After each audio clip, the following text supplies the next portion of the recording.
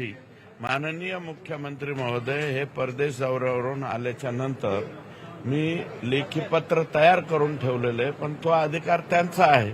मुख्यमंत्री महोदयांनी सभागृहामध्ये जाहीर केलेलं आहे बरं का, की आम्ही याच्यावरती सखोल चौकशी नेमू. तर सखोल चौकशी नेमावी आणि एका कमिशनर किंवा माननीय सचिवाच्या अध्यक्षतेखाली चौकशी समिती नेमावी आणि याची चौकशी करावी.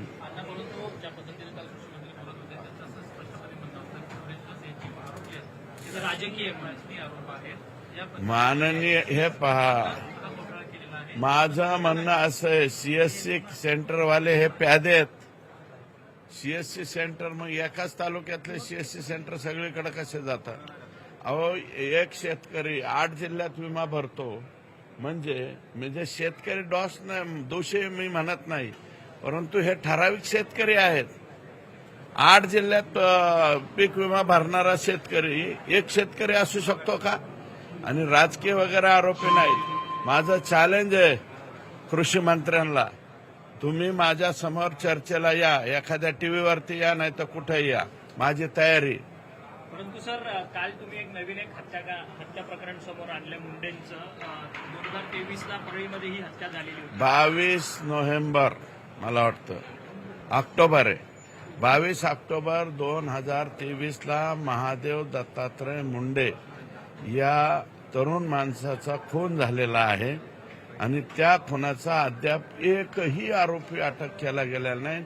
आरोपी सुशील म्हणून जो आकाचा पोरगा आहे त्याच्या अवतीभोवती फिरताना दिसतात. पण आता कुठेतरी अजित पवारांवरती जबाबदारी असल्यामुळे पालकमंत्रीपदासाठी आता कुठेतरी या सगळ्या गोष्टींना आळा बसेल आणि 100% आळा बसेल, आम्हाला गॅरंटी आहे. तसं काल एक नवीन सीसीटीव्ही फुटेज देखील आलेला आहे, त्यामध्ये जे सगळे बाकीचे आरोपी आहेत ते देखील पाहायला मिळतात.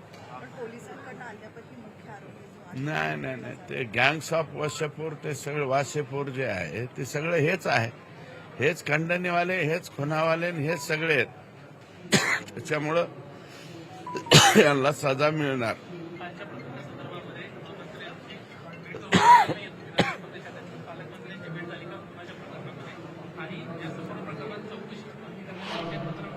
कुठली चौकशी? त्या महादेव मुंडेच्या ना, महादेव मुंडेंच्या खून प्रकरणामधलं मी पत्र तयार केलंय. करुणा मुंडेंच्या बाबतीतलं पत्र तयार केलंय आणि ते गणेश मुंडे जे चड्डी काढणार होते खासदारांची, त्यांच्या बाबतीतलंही पत्र लिहिलं.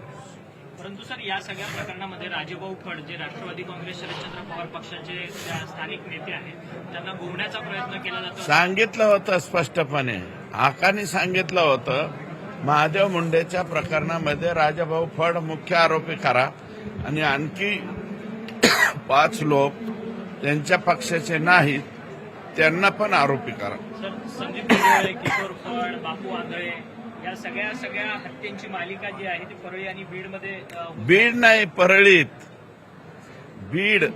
परळी सोडून हे जेवढ्या हत्या सांगितलेल्या आहेत ना, परळी सोडून फक्त पहिली हत्या ही संतोष देशमुखची झालेली, बाकी सगळ्या हत्या ह्या परळीत झालेल्या.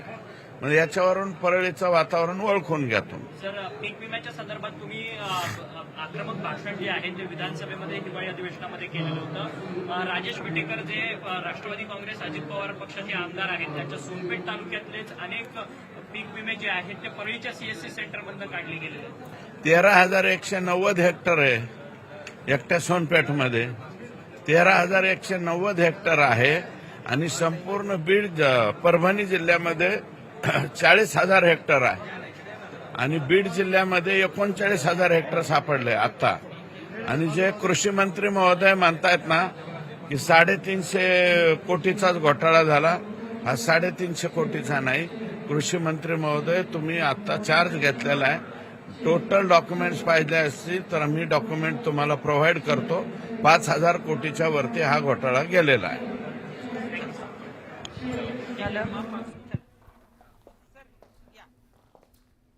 सुरेश धस यांची प्रतिक्रिया होती पीक विम्याच्या समोर आलेल्या घोटाळ्यासंदर्भातही ते बोलले आणि खूप मोठ्या प्रमाणात हा घोटाळा 1 रुपयात पीक विमा योजनेतला जो घोटाळा आहे तो खूप मोठ्या प्रमाणात झाला असावा असं त्यांचं म्हणणं आहे. त्याचबरोबर महादेव मुंडे याच्या हत्ये प्रकरणासंदर्भात जो दावा सुरेश धस यांनी केला होता तर याही प्रकरणाची चौकशी व्हावी अशी मागणी मी करणारं पत्र लिहिलेलं आहे आणि ते मुख्यमंत्र्यांना मी देणार आहे असंही ते म्हणाले.